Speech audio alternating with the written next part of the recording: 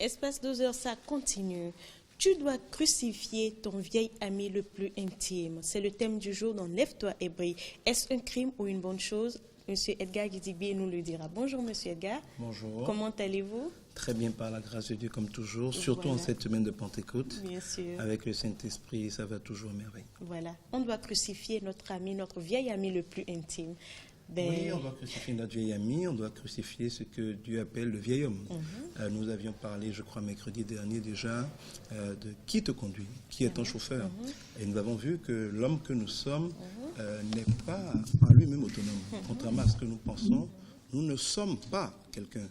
Nous sommes comme un véhicule qui est conduit par quelqu'un. Par quelqu'un, bien sûr. Conduit par un esprit. Nous sommes conduits soit par le Saint-Esprit de Dieu, c'est la Pentecôte, ou nous sommes conduits par l'Esprit du diable. Quand vous retournez au Jardin d'Éden, il y avait Adam et Ève.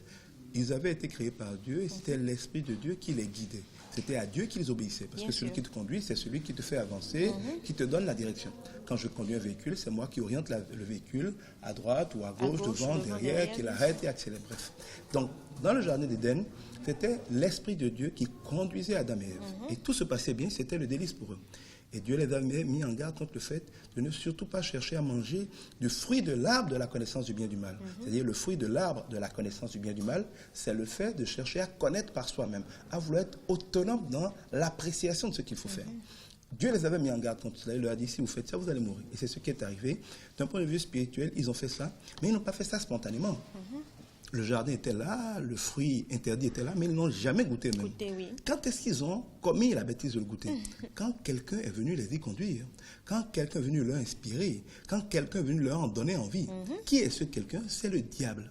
En fait, Ève n'a pas eu envie par elle-même de goûter le fruit. C'est le diable qui est venu le lui suggérer. Et qui, face à son hésitation, l'a invité à le regarder. Et elle l'a trouvé beau, elle l'a trouvé agréable. Qu'est-ce que cela nous révèle? Cela nous révèle que même quand nous faisons les pires bêtises, quand nous avons des pulsions les plus mauvaises, quand nous sommes inspirés, poussés, conduits, comme on le dit, à faire des mauvaises choses, nous croyons souvent que c'est nous. Mais en fait, ce n'est pas nous. C'est quelqu'un en nous qui est là depuis que nous sommes nés. Parce qu'avec Adam et Ève, nous avons hérité du diable comme chauffeur, comme je l'ai dit mercredi. Et de génération en génération, la Bible nous dit que nous avons été conçus dans l'iniquité, que déjà dans le ventre de notre mère, nous sommes attachés au mal. L'enfant qui naît est déjà conduit par le diable. Il naît avec le diable comme chauffeur. Et c'est pour ça quand Dieu nous demande de mourir à cette vie-là, de crucifier cette vie-là qui est conduite par le diable pour naître à une nouvelle vie, une vie qui sera conduite par le Saint-Esprit. Donc, dès notre naissance, donc aussi longtemps que nous puissions nous en souvenir, nous sommes conduits, nous sommes inspirés par le diable. Dès qu'il y a un problème, au lieu de dire la vérité, quelqu'un te dit « mens, sinon on va te frapper ». Ce quelqu'un qui te dit « mens, sinon on va te frapper », ce n'est pas toi, c'est le diable. C'est pour ça que nous faisons le mal que nous ne voulons pas et que nous n'arrivons pas à faire le bien que nous voulons. Parce qu'il y a en chacun de nous une contradiction entre quelque chose que nous sentons bien, en fait que le chauffeur Saint-Esprit nous dit de faire, et quelque chose que nous avons envie de faire paradoxalement. En fait que le chauffeur diable, qu'on appelle le vieil homme, qu'on appelle Satan en nous, nous pousse à faire. Mais tant que nous nous laissons conduire par lui, nous allons faire des bêtises, nous allons tuer des gens, nous allons être méchants, nous allons conspirer contre des gens. Nous allons faire des choses affreuses dont nous allons avoir nous-mêmes honte. Et nous allons demander après, pourquoi l'avons-nous fait? Pourquoi? Qu'est-ce qui m'a pris? Eh bien, ce qui vous a pris, c'est le vieil homme. Ce qui vous a pris, c'est Satan, l'esprit du diable qui est en vous. Mais le problème, c'est qu'il est en vous depuis très très longtemps. Depuis que vous êtes né, il est là. Donc, depuis bébé, vous parlez. Il est dans votre intimité, il est caché. C'est à peine que vous-même vous réalisez qu'il est là et qu'il est distinct de vous. Il a tellement tout le temps marché avec vous, il vous a tellement toujours conseillé, il a tellement été toujours dans vos situations, que vous finissiez par ne plus réaliser qu'il est là. Il est votre conseiller par défaut. Vous êtes là, vous voyez la femme de quelqu'un, et puis quelque chose vous dit, mais elle est belle. Et si c'était ta femme? Ce quelque chose-là qui vous dit, c'est pas vous, c'est le diable, c'est le vieil homme. Et quand il commence comme ça, il fait exactement comme avec Adam et Ève. Si vous ne lui dites pas tout de suite comme Jésus, arrière de moi, Satan, il commence à vous faire rêver. Quand même vous regardez, vous voyez que c'est beau, et puis vous allez un peu plus loin, et vous tombez dans le piège, et vous allez détruire votre vie. Toutes nos bêtises, tout ce que nous faisons qui détruit notre vie, tous les choix que nous faisons, qui ont apparemment l'air bons, mais qui sont finalement très très douloureux, ne sont pas des choix que nous avons faits. C'est des choix que le chauffeur diabolique, que notre vieil ami, qui est là depuis toujours, notre ami intime, il est là et nous le protégeons souvent, nous a poussé à faire. Le pire, c'est que comme c'est un ami intime, nous le protégeons. Vous allez voir que quand par exemple quelqu'un est orgueilleux ou que quelqu'un a un défaut, quand vous essayez d'en parler, immédiatement il se rebiffe, immédiatement il se braque.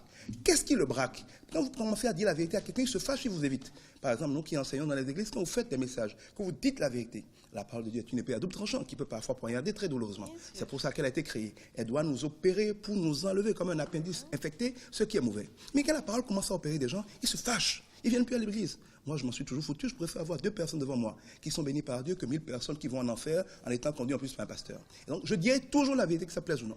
Mais quand vous commencez à dire la vérité, les gens se fâchent. Et quelqu'un leur dit, ne va plus là-bas. Pourquoi on va t'insulter comme ça? On n'a pas besoin d'être dur comme ça. Ça, là, il ne te respecte pas. Qu'est-ce qui te fâche comme ça? Et tu fuis quand on te dit la vérité? C'est le diable. C'est ton vieil ami qui te dit, il faut fuir cet endroit-là. Parce que si tu restes là, ils vont finir par me crucifier. Ils vont finir par me détruire. Fous le camp. Quand on aime quelqu'un, lui dit la vérité. Mais quand vous commencez à dire la vérité à quelqu'un, il se fâche, il s'éloigne de vous. Qu'est-ce qui l'éloigne de vous? C'est le vieil homme qui dit, foutons le camp d'ici, ces gars vont me mettre à nu. Vous allez même voir que quand vous commencez à vouloir bénir des gens qui ont des problèmes, vous commencez à vouloir leur faire du bien, vous allez voir que subitement quelque chose se passe et cette personne se retourne contre vous. Et c'est là où vous allez voir que souvent, c'est les personnes auxquelles vous faites le plus de bien qui sont les plus méchants avec vous. Pourquoi?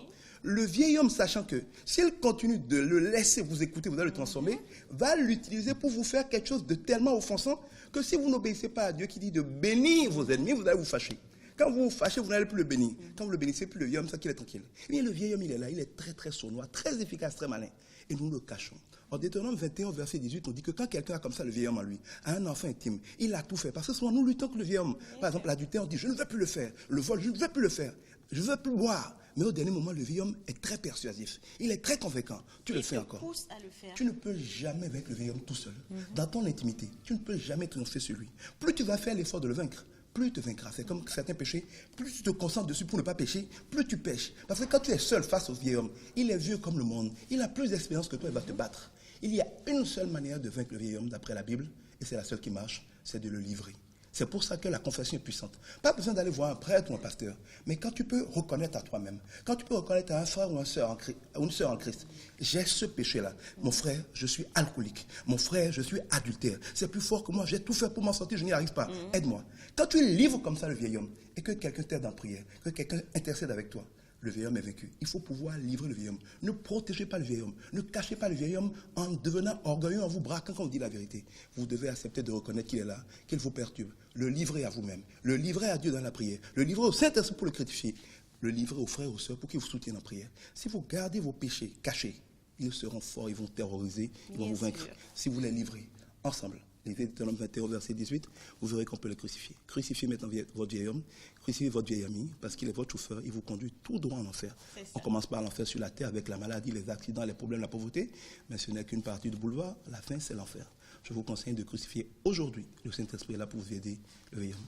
Voilà. Enterrez-le. Il reviendra toujours, il va toujours vous faire la cour. Mais détrônez-le, mettez Jésus à la place, mettez le Saint-Esprit à la place, et soyez vigilants, parce qu'il reviendra toujours. Dites-lui, arrière de moi, Satan. C'est ça. Arrière de moi, Satan. Je le dis tout de suite, surtout que nous sommes à l'approche de la fête de Pentecôte. Crucifiez votre vieil ami, le plus intime. Des contacts, M. Edgar? 96 44 22 22, pour ceux qui veulent me joindre, m'envoyer un WhatsApp, un SMS. Ma page Facebook, facebook.com/Edgar Guidibi. Vous pouvez mettre j'aime pour suivre mes publications. Et puis vous avez naturellement nos enseignements sur le site web aussi, jésuspourréussir.org. D'accord.